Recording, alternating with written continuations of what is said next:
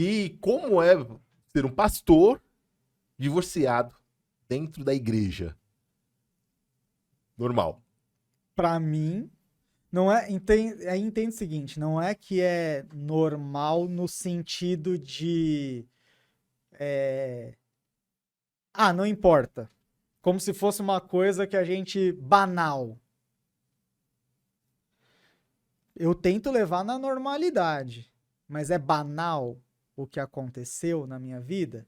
Não. Porque aí que tá a grande diferença.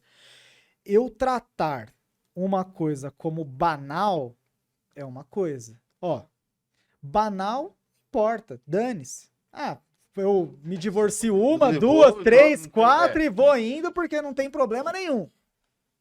Mas tratar como normal, sem culpa, sem o peso da religião me Foi casual, né? julgando. Não foi porque você quis, É. foi porque E aconteceu. aí é a diferença. A minha igreja tratou como uma coisa normal, no sentido de não tem Galhardo, você não precisa carregar culpa diante disso, você não precisa carregar condenação diante disso, mas é banal.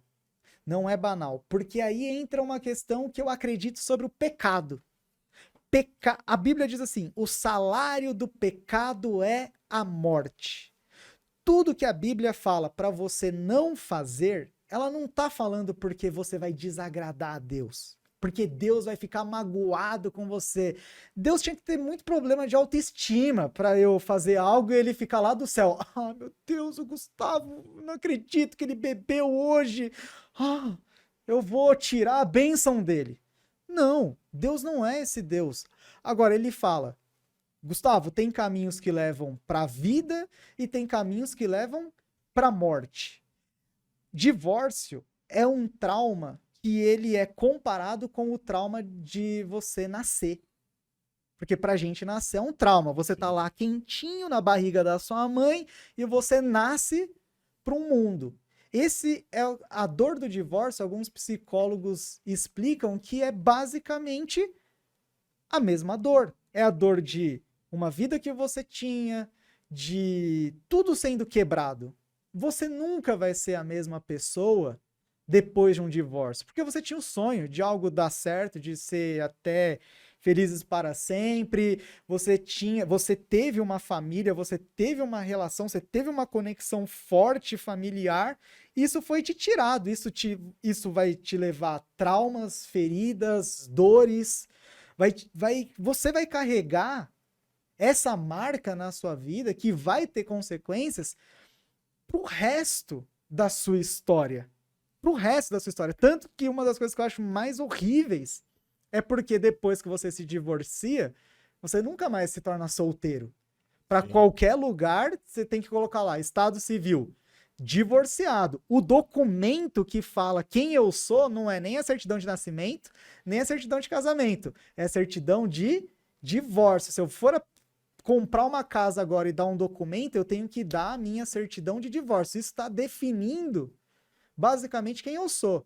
Então tá falando assim que a minha história está sendo definida por um trauma, por uma cisão. Já existe uma Isso, mancha ali, né? Na por uma sociedade. mancha, por uma mancha. Então, é banal isso daqui que aconteceu? Não. Tem dores, tem feridas, tem coisas que eu vou carregar pro resto da minha vida por causa disso que aconteceu. Agora imagina se, além de tudo isso, eu ainda tenho que ouvir da igreja falando: pecador, vai pro inferno. Porque o que Deus uniu, ninguém separa. Como se divorciar fosse assim: ah, galera, quer saber? Ah, não tô mais feliz. Bora, vamos viver, vamos pegar geral. Não foi assim. Então a minha igreja, ela entendeu isso. Cara, eu não posso colocar mais jugo sobre alguém que já tá ferrado. Mas como que foi esse agir? Porque eu vou até falar aqui, que eu acredito que você não sabe. Eu também, né, pastor na nossa igreja lá, que unção de missionário, e me divorciei. Pastorei durante 10 anos da minha vida, igrejas, né, São Bernardo, Taboão e tal, e divorciei. comigo não houve esse abraço, né? Pelo contrário, eu tive que mudar de igreja, até encontrar a igreja que eu me encontro hoje, lá em São Paulo, onde o abraço foi um pouquinho mais suave. Um Não foi pouquinho assim mais tanto, suave. mas ainda deu um abracinho, né? Pouquinho mais. Mas nas duas anteriores que eu tive que pingar, assim, as pessoas não falavam, mas o olhar denunciava, assim, era um negócio assim que eu tinha, quando eu era casado, eu era muito bem-vindo, né? Eu era acolhido, as pessoas sorriam pra mim. Só que depois que eu me divorciei, elas olhavam meio torto. Do mesmo jeito que você tá falando aí, parecia que elas estavam me condenando por algo que nossa, eu sou o maior pecador do mundo, né? É, como que foi no seu caso assim? Foi automático? Foi a igreja ela tinha você sente que ela tinha uma maturidade maior para ver dessa forma? É casos e casos, né? Não é O- toda a igreja que vai ter isso. É porque dentro da nossa igreja nunca isso foi uma questão para ninguém.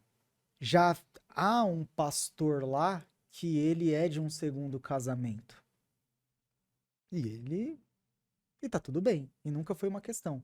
Há pessoas na nossa igreja que são divorciadas e que ou são de um segundo casamento ou que não tiveram segundo casamento em si, mas são divorciadas e que elas trabalham no ministério, são atuantes na igreja.